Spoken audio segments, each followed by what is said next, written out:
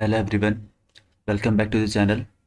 फरवरी month में लोगों को जीएसटीआर 3 फाइल करने में दिक्कत हो रही है क्योंकि जो प्रोसीड टू फाइल का बटन है ये इनेबल नहीं हो रहा है।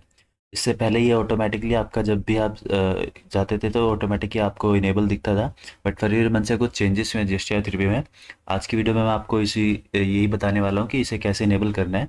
फरवरी जीएसटीआर 3 में ये चेंजेस हुआ है कि अब फरवरी मंथ से आपको क्या करना है। अगर सपोज आपने पिछले किसी क्वार्टर की पिछले किसी मंथ की जो लाइबिलिटी है, यानी आपके कोई इन्वॉइस है, अगर आपने करंट मंथ में शो किया है तो उसका आपको ब्रेकअप देना होता है 3B में कि आपका वो लाइबिलिटी कौन से मंथ से पर्टेन कर रही है। सपोज जैसे ये मैंने हमारी जो 45,000 की लाइबिलिटी आ रही है तो हमें ये बताना पड़ेगा रजिस्टर 3B में कि ये लाइबिलिटी हमारी पूरी फरवरी मंथ की है या फिर किसी और पिछले पीरियड से भी पर्टेन करती है। तो इसके लिए हमें क्या करना होता है, यहाँ मेक पेमेंट या पोस्ट क्रेडिट्स लेजर पे यहाँ सबसे पहले क्लिक करना है और एग्री एंड कंटिन्यू पे क्लिक कर देना है। देन इस वार्निंग को यस कर देना है। और जैसे आपकी लाइबिलिटी सेट ऑफ हो जाएगी तो यहाँ पे आपका जो नीचे टैक्स लाइबिलिटी एंड ब्रेकअप का जो बटन है ये इनेबल हो जाएगा। आपको देन इस पर क्लिक करना है और जैसे आप इस पर क्लिक करेंगे तो आपको यहाँ से breakup of tax liability show कर देगा।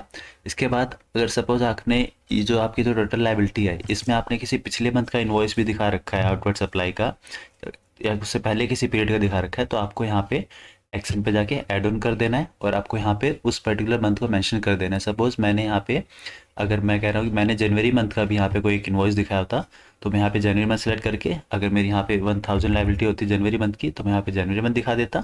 तो यहाँ पे टोटल लाइबिलिटी मेरी 45,000 आ जाती, जिसमें से 44,000 मेरी फैब की हो जाती और 1000 जनवरी की हो जाती, और फिर मेरे को यहाँ पे सेव करना होता। और जैसे ही आप सेव कर देंगे तो यहाँ पे आपका ये वेरिफिकेशन का ऑप्शन इनेबल हो जाएगा। और जैसे हमारी टोटल लाइबिलिटी 45,000 जो पूरी की पूरी फैब मंथ की है तो हम इसे यहाँ पे सेव पे क्लिक कर दे रहे हैं।